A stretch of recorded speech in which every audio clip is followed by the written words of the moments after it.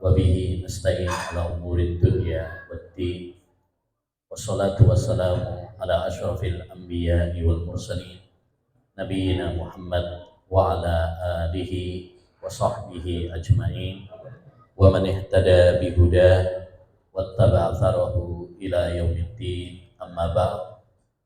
Rabbi israh li sadri wa yassir li amri wahlul 'uqdatam min lisani yafqahu qawli. Allahumma inna nas'aluka ilman nafi'a wa rizqan thayyiba wa amalan mutaqabbala. Allahumma anfa'na bima 'allamtana wa 'allimna ma yanfa'una wa zidna ilma. Kaum muslimin wal muslimat, para bapak, para ibu, para jemaah yang semoga senantiasa dirahmati dan diberkahi oleh Allah Subhanahu wa taala. Alhamdulillah, kita semuanya diberi kekuatan dan kemudahan, kesempatan oleh Allah Subhanahu wa taala. Allah gerakkan hati kita, Allah mudahkan langkah kita bisa hadir di malam ini di salah satu majelis ilmu di rumah ya Bapak Rokib. Semoga Allah Subhanahu wa taala menjaga beliau. Alhamdulillah, kita bisa duduk bersama untuk menambah iman, menambah ilmu yang bermanfaat, yang bisa menumbuhkan insya Allah semangat amal soleh dalam kehidupan kita untuk bekal kita nanti di akhirat. Ya, dulu para sahabat Nabi Shallallahu Alaihi Wasallam kalau ketemu dengan teman-temannya yang lain, mereka mengatakan ta'alau bina najlis nu'min sa'atan. Ayo duduk-duduk untuk menambah iman. Karena yang namanya iman itu bisa bertambah, bisa berkurang. Bertambah dengan ketaatan dan berkurang dengan dosa dan kemaksiatan kepada Allah Subhanahu wa taala. Kita perlu duduk-duduk ngumpul seperti ini dalam rangka untuk saling menasihati, saling mengingatkan, untuk menambah iman bagi kita, agar kita semakin baik, agar kita semakin dekat sama Allah Subhanahu wa taala. Ya, kita ngaji ilmu agama seperti ini tujuannya tidak lain supaya kita lebih mendekatkan diri kita kepada Allah Subhanahu wa taala. Innama yutlabul ilmu liyuttaqwa. Tujuan orang mencari ilmu agama adalah supaya menjadi insan-insan yang bertakwa kepada Allah Subhanahu wa taala, melaksanakan perintah-perintahnya dan menjauhi larangan-larangannya.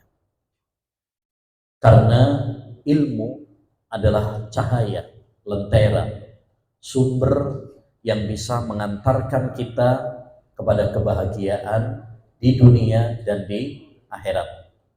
May yuridillahu bihi khaira yufaqihu fiddin. Siapa yang Allah kehendaki kebaikan untuknya di dunia dan di akhirat, maka Allah akan fahamkan dia tentang ilmu agama. Maka siapa yang menginginkan kebaikan untuk dirinya perlu untuk ngaji ilmu agama. Siapa yang menginginkan kebaikan untuk keluarganya, ya dia harus belajar ilmu agama. Siapa yang menginginkan kebaikan untuk bangsa dan negaranya, ya caranya adalah dengan ilmu agama. Dan siapa yang menginginkan surga untuk dirinya dan keluarganya, caranya juga dengan ilmu agama. Karena ilmu ini cahaya, ilmu ini lentera yang menyinari perjalanan kita menuju surga. Makanya Nabi SAW mengatakan, man salaka tariqan yaltamisu fihi ilman sahhalallahu lahu bihi tariqan ilal jannah. Barang siapa yang menempuh perjalanan dalam rangka ngaji ilmu agama, maka Allah Subhanahu wa taala akan memudahkan baginya jalan menuju surga.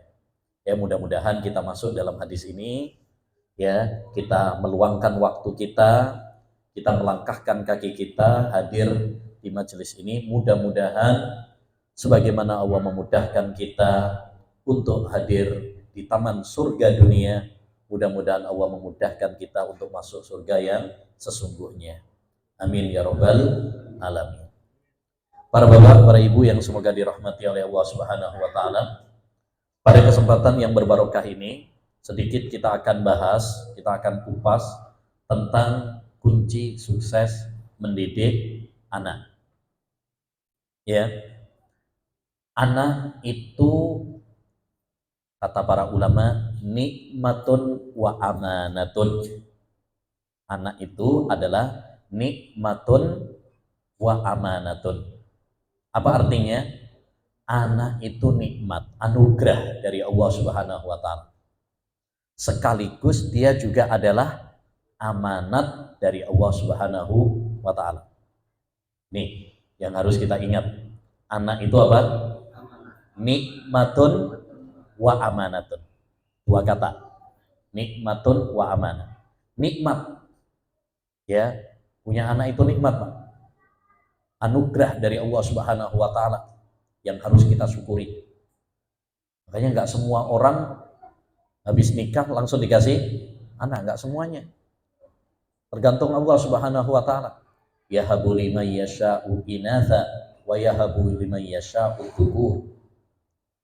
Sebagian orang dikasih oleh Allah SWT anak perempuan, ada yang dikasih oleh Allah SWT anak laki-laki, dan ada yang nggak dikasih. Wa yaj'alu man yasha'u aqima. Sebagiannya dikasih mandul oleh Allah Subhanahu wa taala, nggak dikasih anak. Dalam ayat ini Allah mengabarkan bahwa anak itu pemberian dari Allah, anugerah dari Allah Subhanahu wa taala. Baik anak laki-laki maupun anak perempuan. Nggak boleh, Pak, kita misalkan ini dapat anak perempuan terus ngamuk. Enggak. Aku pengennya laki kok. Nah, kok yang dikasih perempuan laki. Nggak boleh. Itu perangainya orang-orang jahiliyah dulu. Wa idza busyira ahaduhum bil unsa dhalla wajhuhu muswadda wa huwa kadhib. Apabila dikasih anak perempuan marah. Itu orang-orang jahiliyah dulu. Datang agama Islam, Nabi mengatakan la takrahul banat fa innahunnal mu'nisatul ghaliyatul mujahazat. Jangan kalian benci anak perempuan, karena anak perempuan itu menyenangkan, anak perempuan itu berharga, anak perempuan itu cepat kawinnya. Ya. Artinya Nabi melarang kita untuk benci sama anak, baik anak laki maupun anak perempuan. Itu anugerah dari Allah. Harusnya kita bergembira, harusnya kita bersyukur kalau kita punya anak. Ya. Karena apa? Kenapa kita harus bersyukur? Kenapa kita harus senang, gembira kalau punya anak? Satu, anak itu penyejuk mata. Seneng, Mbak, kalau punya anak ini. Ya, kalau misalkan nikah belum dikasih anak, itu kayaknya ada yang kurang gitu kan. Ya, walaupun kadang anaknya nakal, bikin kotor rumah. Tapi kalau anaknya nggak ada juga, sepi ya, digoleki ya, Mbak. Sepi. Ya. Makanya Allah Subhanahu wa taala mengatakan dalam surat Al-Furqan tentang doanya hamba-hamba yang beriman, walladzina yaquluna rabbana hab lana min azwajina wa dzurriyyatina qurrata a'yun. Ya Allah, jadikan istri kami dan anak-anak kami sebagai penyejuk mata. Karena anak itu perhiasan ya dunia. Al-mal wal banun zinatul hayatid dunya. Harta dan anak-anak itu perhiasan kehidupan dunia. Gitu. Yang kedua, kenapa kok kita harus seneng kalau kita dikasih anak, harus bersyukur dikasih anak oleh Allah Subhanahu wa taala? Karena anak itu adalah investasi akhirat kita. Jadi bukan hanya di dunia saja, investasi akhirat kita. Ketika nanti kita meninggal dunia, dan kita semuanya pasti bakal mati. Kalau kita meninggal dunia, kalau kita punya anak, ada orang-orang yang akan mendoakan kita. Ada orang-orang yang mentransfer pahala untuk kita. Siapa mereka? Anak-anak kita.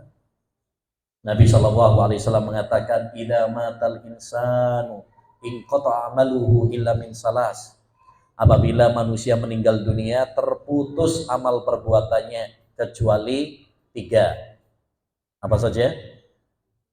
Sodakoh jariyah, ilmu yang bermanfaat. Kemudian yang ketiga, awaladin salihin yad'ulahu, anak yang soleh yang mendoakan untuk kedua orang tuanya.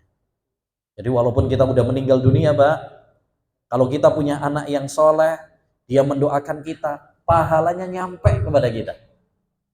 Masya Allah. Kita di dunia saja nih, di dunia, apa mana pas corona ini, apalagi kalau pas krisis, ya nggak punya duit, terus ada anak kita transfer duit kepada kita, seneng apa enggak?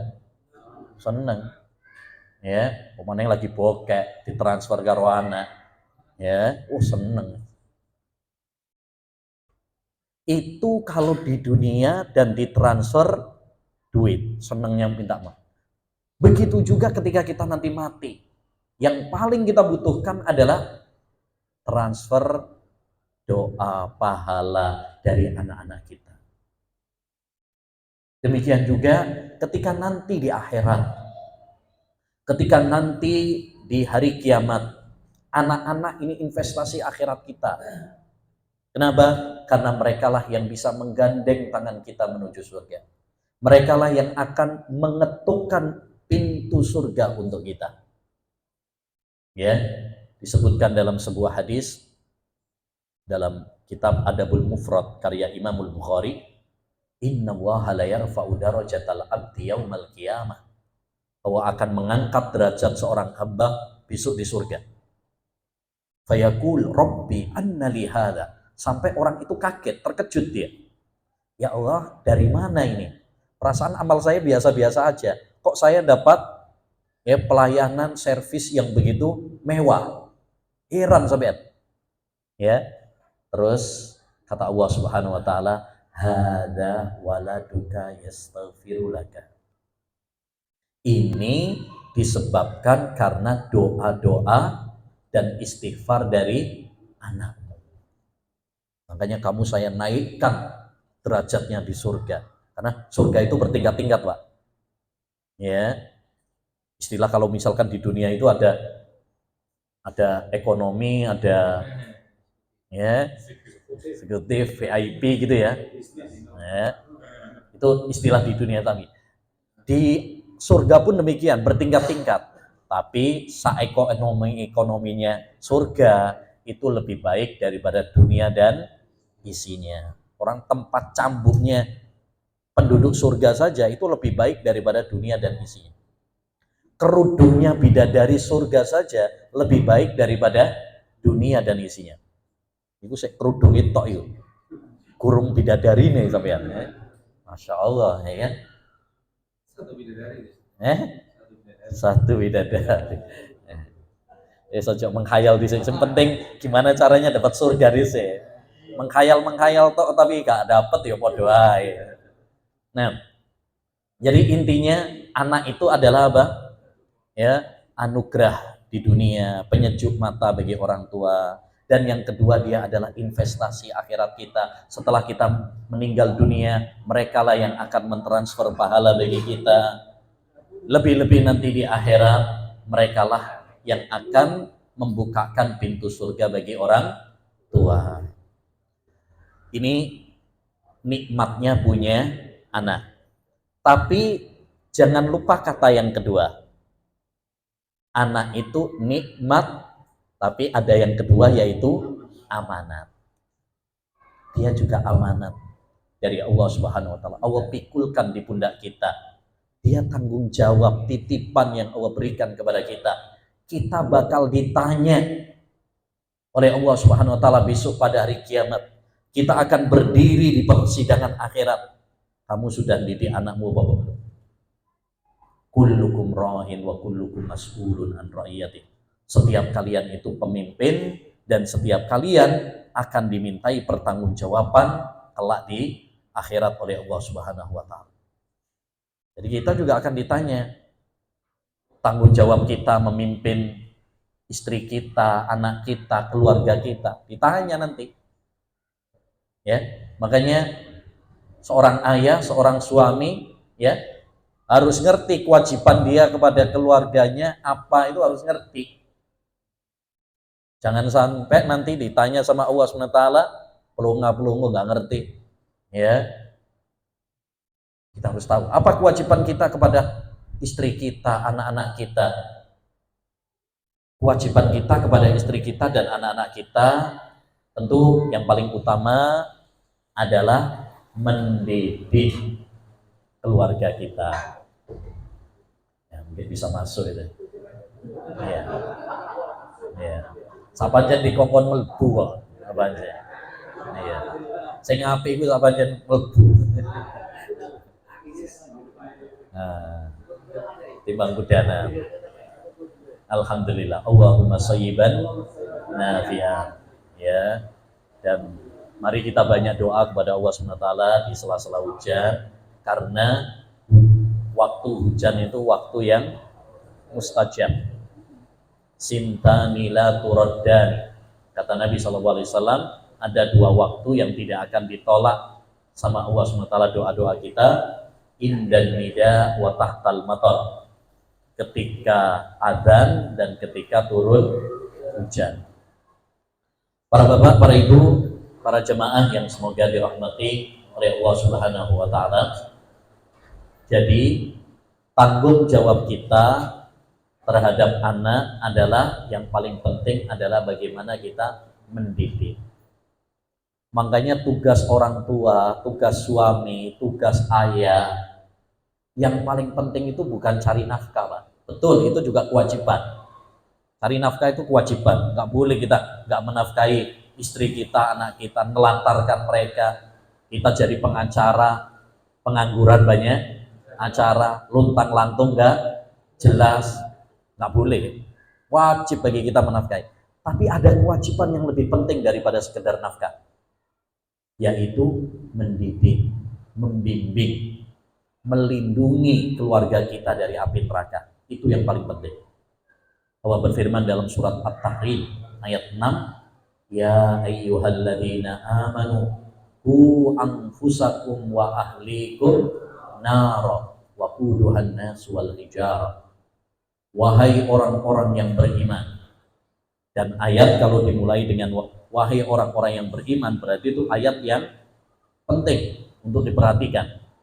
Makanya ada salah seorang sahabat namanya Abdullah bin Mas'ud pernah mengatakan, kalau kamu mendengar dalam Al-Quran Allah berfirman, wahai orang-orang yang beriman, pasang telingamu baik-baik. Ojo ngantuk. Ya, pasang telingamu baik-baik.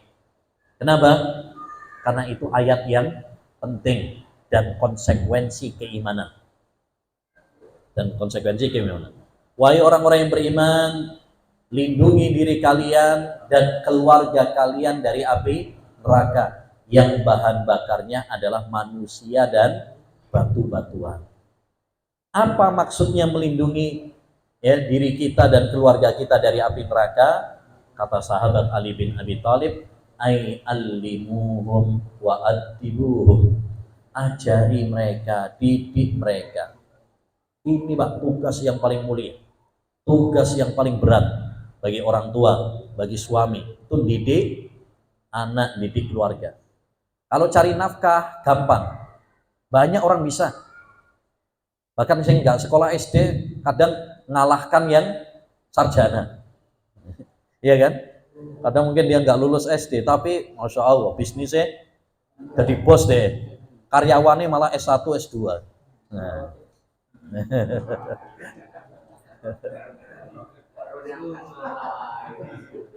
Iya tak. Nah itu fakta, memang ada orang seperti itu banyak. Ya, itu masalah nafkah banyak yang bisa. Tapi yang bisa mendidik keluarga, mendidik istri, mendidik anaknya, menggandeng tangannya menuju surga, ini jarang sekali. Ya, jarang sekali. Makanya ini yang paling penting, bagaimana kita bukan cuma sekedar mencari nafkah, tapi yang paling penting adalah bagaimana kita mendidik, merangkul, menggandeng ya tangan istri kita dan anak-anak kita menuju surga Allah Subhanahu wa taala.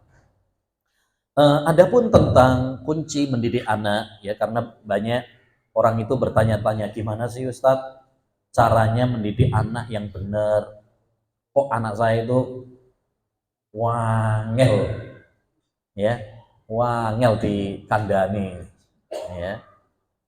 Nah ini makanya perlu bagi kita untuk mengetahui kunci-kunci sukses mendidik anak seperti yang diajarkan di dalam Al-Quran dan Sunnah.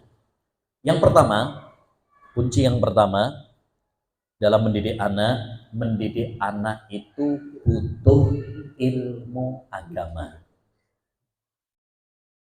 Ilmu itu penting, Pak, ilmu agama. Ya, ilmu agama itu apa? Penting sekali. Karena seperti tadi sudah kita sampaikan, ilmu agama itu sumber semua kebaikan. Semua kebaikan di dunia dan di akhirat sumbernya adalah ilmu. Semua kerusakan di dunia dan di akhirat sumbernya adalah kejahilan. Kalau kita nggak ngerti ilmu agama. Ya, makanya banyak ayat-ayat di dalam Al-Quran dan hadis-hadis Nabi Muhammad SAW yang menganjurkan kita untuk belajar ilmu agama. Bahkan Nabi SAW mengatakan, tolabul ilmi faridatun ala kulli muslim. Ngaji ilmu agama itu adalah wajib bagi setiap muslim. Setiap kita, apapun ya jabatan kita, apapun profesi kita, apapun ya gelar kita, ya baik laki maupun perempuan, pria maupun wanita, miskin maupun kaya, baik presiden sekalipun, kita semuanya harus belajar ilmu agama. Tidak boleh bagi kita bodoh tentang ilmu agama. Makanya ayat yang pertama yang Allah turunkan adalah tentang ilmu. Iqra bismi rabbikal ladzi khalaq. Bacalah itu adalah kunci ilmu. Ya, karena kita nggak mungkin bisa beribadah dengan benar kalau kita nggak punya ilmu agama. Termasuk dalam mendidik anak itu butuh ilmu. Ya, butuh ilmu. Ilmu apa Ustadz yang perlu kita ajarkan kepada anak-anak kita? Satu yang paling penting adalah ilmu tentang akidah, ilmu tentang tauhid. Mari kita tanamkan kepada anak-anak kita agar dia mentauhidkan Allah. Apa artinya mentauhidkan Allah? Mengesahkan Allah. Beribadah hanya kepada Allah saja. Iyyaka na'budu wa iyyaka nasta'in. Hanya kepada Engkau ya Allah kami beribadah dan hanya kepada Engkau kami minta pertolongan, bukan kepada yang lain. Ini kita tanamkan. Seperti dulu yang ditanamkan oleh Luqman Al-Hakim. Luqman Al-Hakim itu seorang yang soleh, seorang hamba yang soleh, yang Allah sebutkan di dalam Al-Quran. Bahkan ada surat khusus namanya surat Luqman. Saya sarankan kepada para bapak, para ibu sebagai orang tua, baca surat Luqman, terutama ayat 11 sampai berapa itu ya, 20-an lah ya, sekitar 20-an. Itu penting sekali karena itu berisi tentang wasiat-wasiat Luqman kepada anaknya. Itu penting untuk kita baca sebagai orang tua, sebagai cambuk bagi kita, sebagai cermin bagi kita. Kita sebagai orang tua sudah belum nasihati anak kita seperti nasihatnya Luqman kepada anak-anaknya? Itu Masya Allah, luar biasa. Nah, dalam surat Luqman itu, di ayat yang ke-13, Allah Subhanahu wa taala menceritakan nasihat Luqman kepada anaknya, wa idh qala Luqmanu libnihi wa huwa ya'iduhu ya bunayya la tusyrik billah innasyirka ladzulmun adzim. Ingatlah tatkala Luqman mengatakan kepada anaknya, ya bunayya, wahai anakku.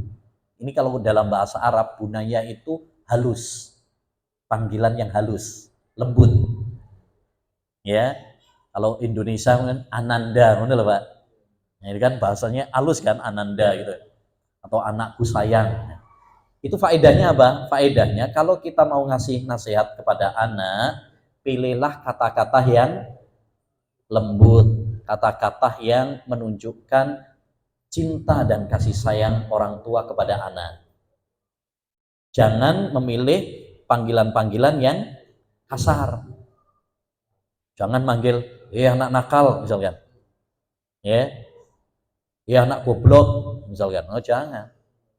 Panggillah dengan panggilan yang lembut, panggilan yang baik. Supaya apa? Kalau anak dipanggil dengan lembut, nah itu gampang atau mudah untuk menerima nasihat kita. Tapi kalau belum sudah, goblok misalkan. Wah, ngamuk disian, Mbak. Akhirnya nasihat kita mental, nggak diterima sama dia, gitu. Wahai anakku sayang, la tusyrik billah. Janganlah kamu menyekutukan Allah. Jangan berbuat syirik kepada Allah. Jangan kamu beribadah sama Allah kemudian beribadah sama yang lainnya juga. Inna syirka ladzulmun adzim. Sesungguhnya syirik itu kezaliman yang sangat besar. Jadi sebelum Luqman menasehatkan yang lain-lainnya, menasehatkan sholat, menasehatkan amar ma'ruf nahi mungkar, menasehatkan berbakti kepada orang tua, nomor satu wasiat yang pertama adalah tentang apa? Tentang tauhid, tentang akidah, tentang iman. Dan ini juga yang dicontohkan oleh baginda kita Nabi Muhammad SAW. Pernah Nabi SAW, Mbak, bonceng sahabat Ibnu Abbas yang saat itu masih kecil. Ibnu Abbas itu anaknya paman beliau, berarti sepupunya ya, anaknya paman. Nah, kan Nabi punya paman Abbas. Abbas itu pamannya Nabi. Nah, Abdullah bin Abbas itu adalah anaknya paman, sepupu dengan Nabi. Saat itu masih kecil. Wong Nabi ketika meninggal dunia, sahabat Ibnu Abbas itu baru khitan kok. Baru sunat. Masih kecil. Saat dibonceng sama Nabi SAW, Nabi menasehati. Ya hulam, inni u'allimuka kalimat. Wahai anak kecil, aku akan mengajarimu beberapa kalimat, beberapa kata. Gak dowo-dowo. Makanya ini faedah penting juga. Kita kalau nasihatin anak, gak usah panjang-panjang. Kayak ustadz ceramah. Ya. Yang penting nyantol. Sedikit tapi apa? Nyantol. Itu lebih bagus. Dan mari perhatikan, Nabi ketika menasehatinya pas di mana? Lagi bonceng. Lagi bonceng. Berarti ini bisa dipraktekkan, Pak. Salah satu waktu terbaik untuk menasihatin anak adalah ketika lagi jalan-jalan. Boncengin anak, nganterin anak sekolah misalkan, atau lagi jalan-jalan, nasihatin. Jadi nasihatin anak itu nggak mesti sampean kayak ustadz gitu ya, dikumpulin anaknya semuanya, innal hamdalillah nahmaduhu, ya, nggak mesti kayak gitu lah. Jadi sambil santai tapi nyantol itu lebih bagus, ya, singkat, padat. Ya, nah nggak boleh sampean doa minta kok sama kuburan misalkan. Nah itu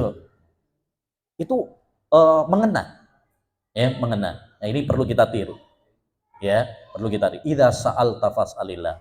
Kalau kamu minta, mintalah sama Allah. Kalau kamu minta pertolongan, mintalah pertolongan sama Allah. Nah ini. Maka kita tanamkan anak itu minta sama Allah. Jangan ajari anak, nah kalau kamu butuh apa-apa, nggak usah khawatir, ada bapak. Nah biasanya kita begitu tuh, jangan. Ya, tanamkan kepada anak, nah kalau ada apa-apa, nggak usah khawatir, kita ada Allah Subhanahu Wa Taala. Nah begitu, supaya anak itu bergantungnya sama Allah Subhanahu Wa Taala, bukan bergantung sama bapaknya, bukan bergantung sama emaknya, tapi bergantungnya sama Allah Subhanahu Wa Taala. Ini yang pertama, ilmu yang paling penting yang perlu kita tanamkan kepada anak, ilmu tentang tauhid, tentang akidah. Terus apa lagi Ustadz yang perlu kita tanamkan? Tanamkan kepada mereka tata cara beribadah, terutama sholat. Nabi SAW mengatakan, muru auladakum bis shalah wa hum abna'u sab'in.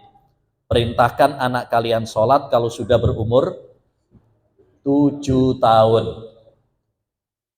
Kalau belum umur 7 tahun, nggak usah disuruh dulu. Tapi kalau dia mau ya nggak apa-apa. Tapi nggak usah. Kenapa? Karena kalau belum umur 7 tahun itu sholatnya belum sah, Pak. Anak umur 3 tahun, 4 tahun sholat sah apa enggak? Belum sah. Itu belum mumayyiz istilahnya. Belum mumayyiz, itu belum sah.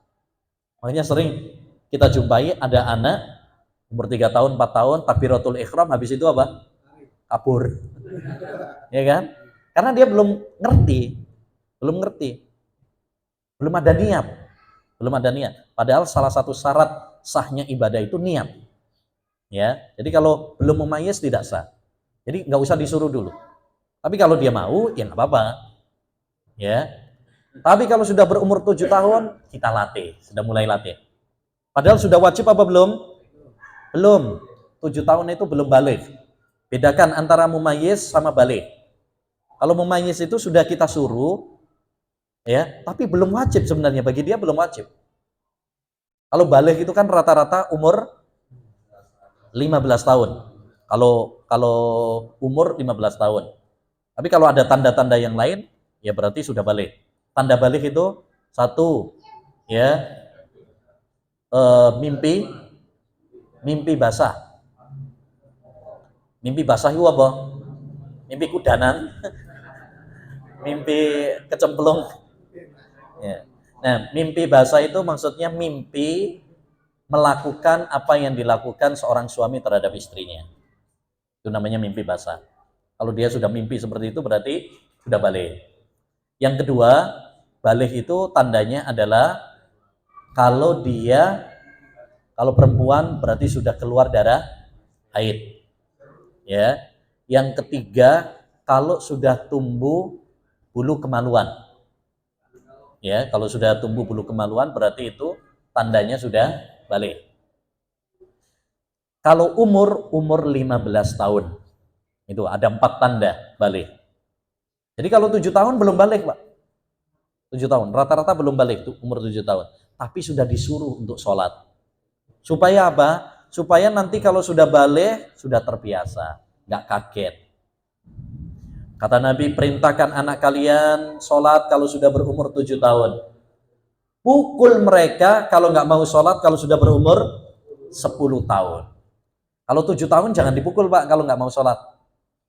Ya, belum. Itu melatih dulu. Tapi 10 tahun nggak mau sholat, boleh dipukul. Mukulnya, ya, tujuannya untuk mendidik, bukan karena emosi. Yang kedua, syaratnya yang kedua, boleh mukul itu nggak boleh sampai melukai. Nggak boleh sampean, ya, jotos sampai nyonyor lambene, misalkan, atau sampai patah tulang, atau sampai keluar darah, ya nggak boleh. Ya, itu bukan mendidik, itu mateni. Yang ketiga, nggak boleh juga, syarat yang ketiga, mukul anak itu nggak boleh di bagian area wajah, muka. Nggak boleh, karena area muka itu area yang sensitif. Dan di sana ada organ-organ yang sangat penting. Ada mata, ada telinga, ada hidung, ada mulut. Jadi nggak boleh. Misalkan kita namper anak kita, ya itu nggak boleh. Karena ini area yang sensitif, ya. Ya. Ada larangannya dari Nabi. Idza qatalta fajtanibil wajah. Kalau kamu kelahi, hindari bagian wajah. Makanya lomba tinju itu nggak boleh, Pak. Lomba tinju. Soalnya apa? Tinju itu sing dijotos malah wajahnya. Nggak boleh. Itu dilarang sama Nabi SAW. Atau apa itu sebenarnya smackdown. Ayo, itu tambah parah meneh juga. Nah, itu tambah nggak boleh. Ya. Intinya boleh orang tua mukul anaknya, boleh, tapi ada syaratnya. Ya. Intinya di sini Nabi SAW menganjurkan kepada kita untuk melatih anak itu apa? Ibadah, terutama sholat. wa'mur ahlaka bis shalah wastabir alayya, perintahkan keluarga kalian sholat dan sabarlah. Ya, sabar. Karena nyuruh keluarga sholat itu ya abot. Apa meneng? Subuh. Ya, subuh angel nih biasanya. Apa meneng? Udan-udan. Wah, enak ya. Enak turu. Ya. Nah, sing lebih parah lagi, kadang orang tuanya aja enggak angel bangun nih. Nah, makanya ya kita wajib untuk mendidik anak-anak kita untuk beribadah kepada Allah SWT. Dan itu perlu dilatih. Dilatih. Bukan masalah sholat saja, ada di sana puasa kita latih. Ini bentar lagi sudah apa? Ramadan ya, kurang lebih 2 bulan lagi Ramadan. Kita latih anak kita. Walaupun belum balik, misalkan kita latih. Umur 7 tahun misalkan, asalkan anaknya mampu, nggak apa-apa. Nih, nah sampean kalau mau puasa tak kasih apa? Hadiah, duit misalkan. Ya, atau tak kasih, tak beliin apa? Lato-lato. Ya, atau tak kasih mainan apa dan sebagainya. Boleh itu, orang tua boleh ngasih iming-iming seperti itu supaya dia semangat untuk apa? Beribadah kepada Allah. Perlu dilatih. Kalau anaknya mau dan mampu, didukung, Pak. Jangan puasa. Timbangannya lemes matek kok. Ya, dilatih. Tapi kalau jangan juga sampai menyiksa dia. Wis ngerti sekarat, pokoknya kudu sampai maghrib, ya nggak boleh juga. Kan kita tujuannya cuma melatih, belum wajib dia, tapi dilatih. Ya, baca Quran juga perlu dilatih, ya kan? Dibiasakan, sholat, puasa, sodako juga perlu kita latih. Nih, nah, tolong kasihkan, ya temanmu, mau kasihkan tetangga, dilatih. Sebagian uang jajannya coba dipakai untuk sedekah. Nah, kita latih anak kita untuk beribadah kepada Allah Subhanahu wa taala. Ya. Kemudian juga yang ketiga, ini yang penting juga untuk kita ajarkan kepada anak kita, ilmu tentang akhlak, adab. Penting nih, Pak. Sekarang banyak anak-anak nggak punya akhlak, nggak ada akhlak. Nggak ada akhlak sama orang tua, nggak ada akhlak sama saudara, nggak ada akhlak kepada yang lebih tua, nggak ada akhlak kepada tetangga. Ya, nah ini maka perlu bagi kita untuk mengajarkan kepada anak-anak kita tentang akhlak, adab makan bagaimana.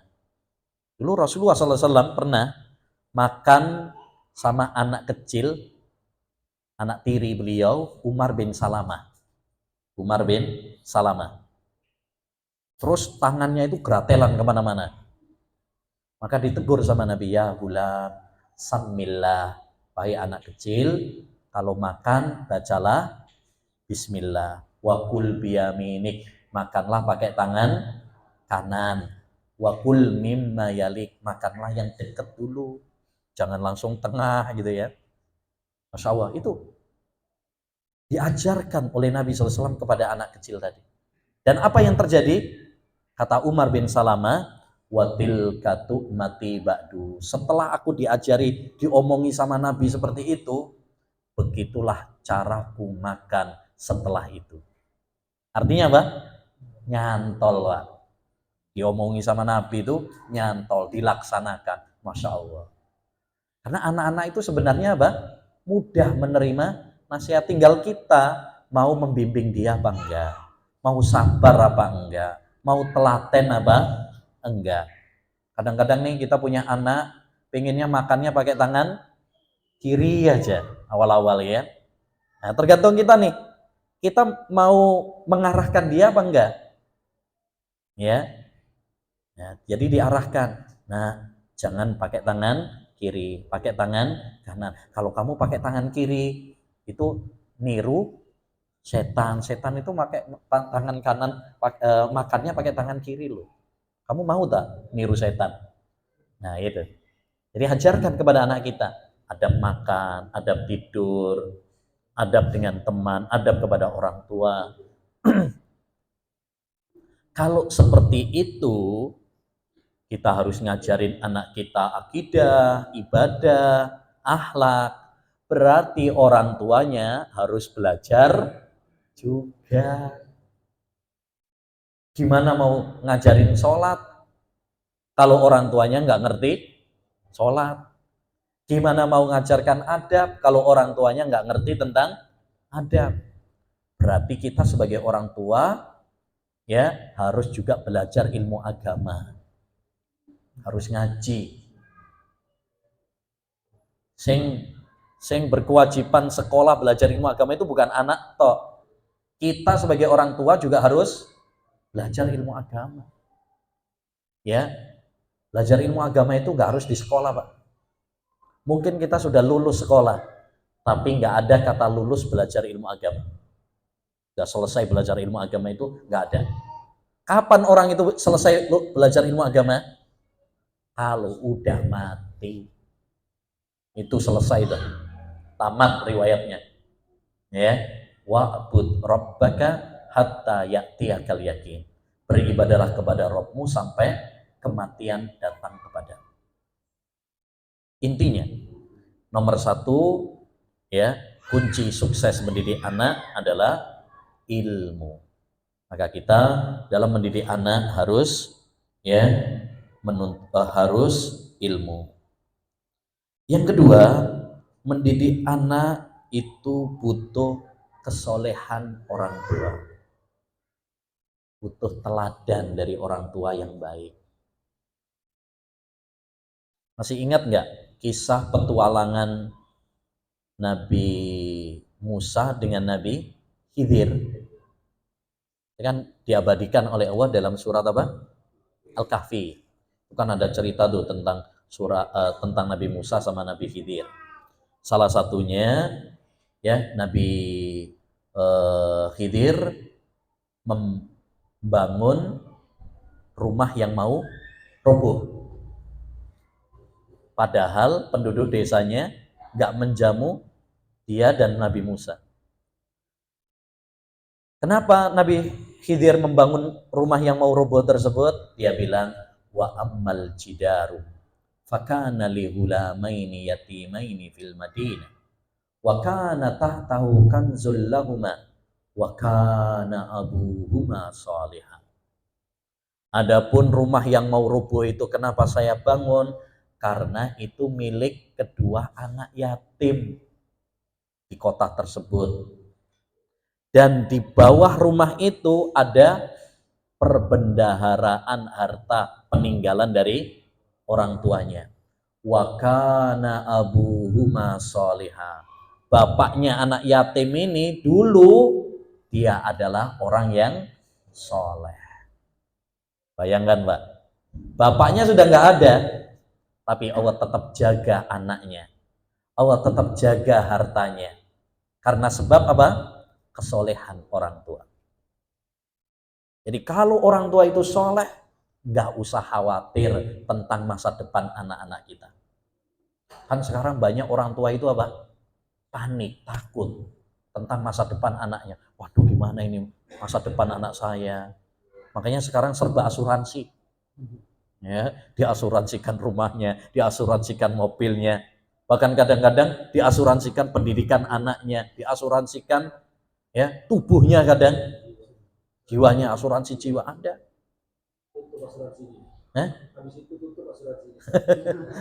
Semuanya diasuransikan ya. Nah.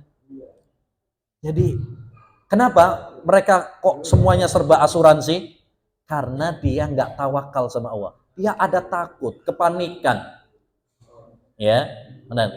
Padahal kalau kita itu soleh, ya, bertakwa kepada Allah SWT, nggak perlu khawatir. Allah yang akan jaga. Ihfadillah yahfadka. Jagalah syariat Allah, jagalah agama Allah, niscaya Allah akan menjagamu, menjaga keluargamu, menjaga hartamu, menjaga agamamu. Itu. Ya, jadi mendidik anak butuh kesolehan orang tua. Kadang kita ini lupa, pengennya punya anak yang soleh, punya putri yang soleha, punya istri yang soleha, tapi kitanya nggak soleh. Jenenge tok ae Pak Soleh. Nah, jadi kadang-kadang kita lupa begitu, pengennya anaknya soleh, tapi kitanya nggak mau menjadi orang tua yang soleh. Nah ini ya nggak bisa. Kita kalau pengen anaknya soleh, ya berarti jadilah orang tua yang soleh. Nanti ada kontradiksi. Sekarang ini banyak yang kontradiksi. Nyuruh anaknya sholat, tapi bapaknya sih nonton Piala Dunia. Ya. Suruh anaknya ngaji, ya, tapi bapaknya malah HP-an terus, nge-game malahan. Ya kan? Ya. Jadi perlu orang tua itu memberikan teladan yang baik. Dan ingat, satu kaidah penting yang disebutkan oleh para ulama. Al-jaza'u min jinsil amal. Balasan itu tergantung kepada amal perbuatan. Artinya, kalau kita baik, insya Allah anak-anak kita pun akan baik. Tapi kalau kita nggak baik, jangan kaget kalau anak kita juga nggak baik. Contoh, kita pengen anak kita itu berbakti sama kita. Kalau begitu, berarti berbaktilah engkau kepada orang tuamu. Insya Allah anakmu juga akan berbakti kepadamu. Itu kaidah. Ya, tapi kalau kita nggak berbakti sama orang tua, ya nggak usah kaget kalau anak kita juga durhaka sama kita, nggak berbakti sama kita. Wong kitanya sendiri nggak berbakti kok. Makanya pernah diceritakan Pak, ada kisah lucu. Ada seorang anak, lucu apa ngenes gitu ya. Ada seorang anak nyeret bapaknya dari rumah sampai ke gapura. Seret. Pas sampai gapura, bapaknya ngomong, nah nyeretnya cukup sampai sini saja. Karena bapak dulu nyeret mbahmu sampai sini tok kok. Paham maksudnya ya? Jadi kenapa dia diseret sama anaknya? Karena dulu pernah nyeret bapaknya, sekarang dibales. Ya, jadi ini para bapak, para ibu yang semoga dirahmati oleh Allah, mendidik anak butuh apa? Kesolehan. Kalau kita pengen anak-anak yang soleh, ya, yang soleha, maka kita pun harus menjadi orang tua yang soleh. Jangan nggak adil sama anak. Pengennya anaknya soleh tapi kitanya nggak mau jadi orang tua yang soleh, itu namanya nggak adil. Ya, ini yang kedua. Yang ketiga, kiat mendidik anak yang ketiga adalah mendidik anak itu butuh keikhlasan. Butuh keikhlasan. Ya, kita tahu ikhlas itu adalah syarat diterimanya amal ibadah. Mendidik anak ibadah apa tidak? Ibadah, berarti butuh keikhlasan. Butuh keikhlasan. Ya. Apa manfaatnya kalau kita itu ikhlas dalam ibadah? Termasuk dalam mendidik anak. Satu, amal ibadah kita diterima sama Allah. Amal ibadah kita diterima sama Allah SWT. Inna a'malakum qalila fa'ahlisu fi hadzal qalil. Sesungguhnya amal kalian itu sedikit, ikhlaskan pada yang sedikit ini. Yang kedua, kalau kita itu ikhlas dalam mendidik anak, insya Allah akan enteng, terasa ringan. Bapak-bapak dalam mencari nafkah akan terasa ringan. Ibu-ibu dalam merawat anak, ya, mengerjakan pekerjaan rumah tangga akan terasa ringan. Kalau ikhlas itu ringan. Karena dia merasa ini ibadahnya, ini pahalanya. Makanya bapak-bapak, ibu-ibu, tolong hadirkan dalam diri kita. Ketika kita kerja, ini bukan cuma sekedar mencari dunia. Bukan cuma sekedar mencari nafkah. Niatkan, ini ibadah. Niatkan, ini ladang pahala saya. Ibu-ibu juga demikian. Ketika dia masak, ketika dia mencuci, ngepel, nyapu, ya, ketika dia merawat anaknya, nyeboin anaknya, ya, hadirkan. Ini ladang pahala saya, ini ibadah saya. Insya Allah akan terasa lebih apa? Ringan. Tapi kalau kita nggak menghadirkan itu, terasa abot, Pak. Makanya banyak ibu-ibu kadang gerutu. Enak sampean, Mas. Meluyur aja. Metu-metu aja. Awak dewek ini nak dapur terus. Ya. Coba kalau kemudian dia apa? Hadirkan dalam dirinya apa? Keikhlasan. Oh, ini ibadah saya. Oh, ini ladang pahala saya. Insya Allah terasa lebih apa? Ringan. Kemudian yang ketiga, manfaatnya kalau kita ikhlas dalam mendidik anak itu adalah omongan kita akan berbobot. Kita pernah nggak ada omongan orang tua kita sampai sekarang ini masih nyantol dalam benak kita? Padahal orang tua kita mungkin sudah meninggal dunia. Udah lama dia nyampaikannya. Bahkan mungkin nyampaikannya pas kita masih kecil. Tapi ada yang masih nyantol. Ya, bisa jadi ya nyantol itu karena apa?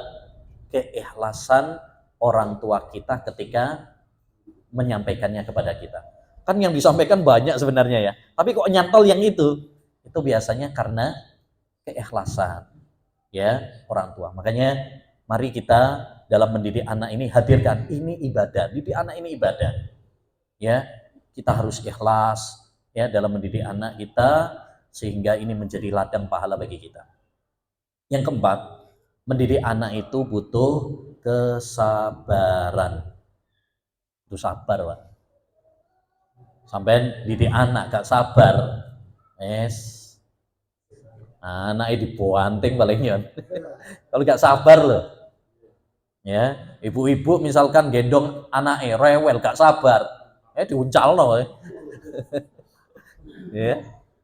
Nah, berarti didik anak itu harus sabar. Makanya Allah berfirman, wa'mur ahlaka bis sholati wastabir alaiha.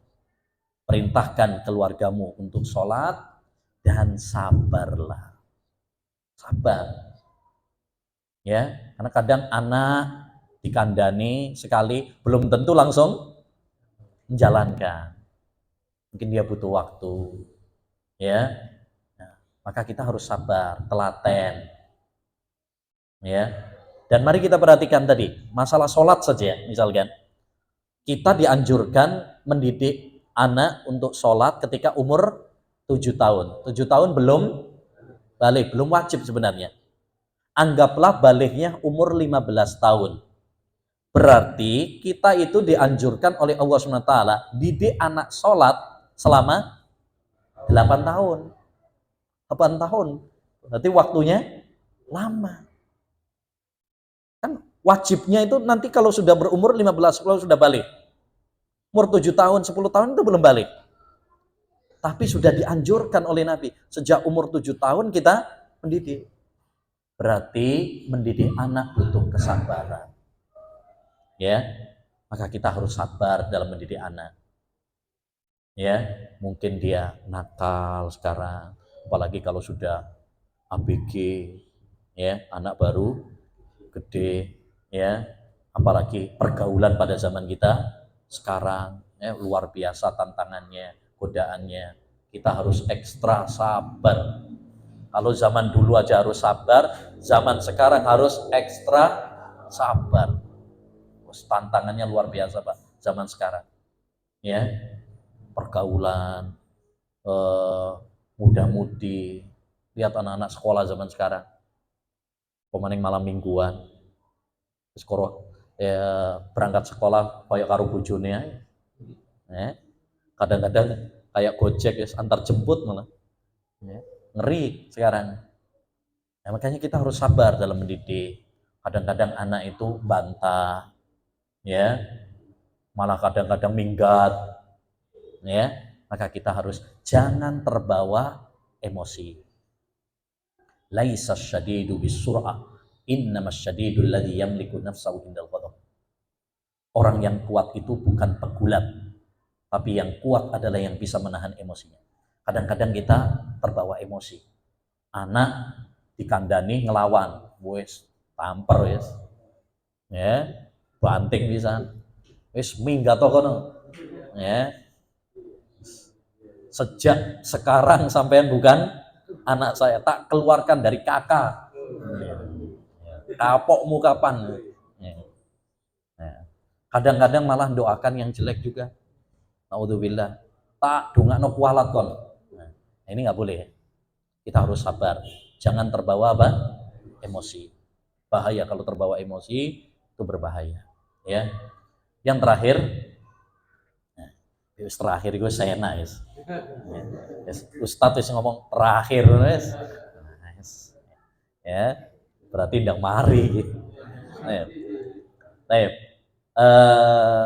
Jadi yang terakhir, berarti yang kelima ya. Kunci sukses mendidik anak itu butuh iringan doa. Doa ini penting. Sehebat apapun ya teori kita dalam mendidik anak, percayalah bahwa yang membuat anak kita soleh dan soleha adalah Allah Subhanahu Wa Taala. Yang membolak-balik hati anak kita adalah Allah Subhanahu Wa Taala. Walaupun sampean masya Allah udah ikhlas, udah sabar, ya, udah lembut, ya. Tapi kalau Allah Subhanahu Wa Taala nggak berkehendak, ya nggak terjadi. Berapa banyak sejarah menyebutkan Nabi, tapi anaknya belum tentu soleh juga. Anaknya Nabi Nuh, anaknya Nabi Lut, nggak patuh sama Nabi Nuh, Nabi Lut, ya. Jadi nggak jaminan gitu. Karena yang menentukan semuanya adalah Allah SWT. Maka jangan lupa wahai para bapak, para ibu untuk banyak apa? Doa untuk anak-anak kita. Dan alhamdulillah doa orang tua itu mustajab. Artinya dominan untuk dikabulkan oleh Allah Subhanahu wa taala. Sebagaimana dalam hadis, salasu da'awatin la turad. Ada 3 doa yang tidak akan ditolak oleh Allah Subhanahu wa taala. Salah satunya wada'watul walid liwaladi. Doa orang tua untuk anaknya. Jadi doa orang tua itu mustajab. Maka gunakan senjata ini untuk banyak berdoa untuk keluarga kita. Terutama di waktu-waktu mustajab. Salah satu waktu mustajab tadi sudah saya sampaikan apa? Saat turun hujan. Ya. Maka mari kita berdoa kepada Allah SWT. Mudah-mudahan Allah memberikan kepada kita keluarga yang soleh, yang solehah, anak-anak yang menjadi penyejuk mata bagi kita semuanya. Amin ya rabbal alamin. Rabbana zalamna anfusana wa illam taghfir lana wa tarhamna lanakunanna minal khasirin. Rabbana hab lana min azwajina wa dhurriyyatina qurrata a'yun waj'alna lil muttaqina imama. Rabbana hab lana min azwajina wa dhurriyyatina qurrata a'yun waj'alna lil muttaqina imama. Rabbana hab lana min azwajina wa dhurriyyatina qurrata a'yun waj'alna lil muttaqina imama. Rabbana atina fid dunya hasanah wa fil akhirati hasanah wa qina adzaban nar. Allahumma inna nas'aluka ilman nafi'a wa rizqan thayyiban wa amalan mutaqabbala. Allahumma a'inna ala dzikrika wa syukrika wa husni ibadatik. Allahumma inna nas'aluka al-huda wat tuqa wal afafa wal ghina. Allahumma inna nas'aluka al-jannah wa na'udzu bika minan nar. Allahumma inna nas'aluka al-jannah wa na'udzu bika minan nar. Allahumma inna nas'aluka al-jannah wa na'udzu bika minan nar. Allahumma ya muqallibal qulub tsabbit qulubana ala dinik. Allahumma ya muqallibal qulub tsabbit qulubana ala dinik. Allahumma aslih qulubana waslul sahimata anfusina. Allahumma inna na'udzu bika min ilmin la yanfa wa qalbin la yahsha wa du'ain la yusma wa nafsin la tashba. Na'udzu bika min haula'il arba. Subhanakallahumma wa bihamdika asyhadu an la ilaha illa anta astaghfiruka wa atubu ilaik. Assalamualaikum warahmatullahi wabarakatuh.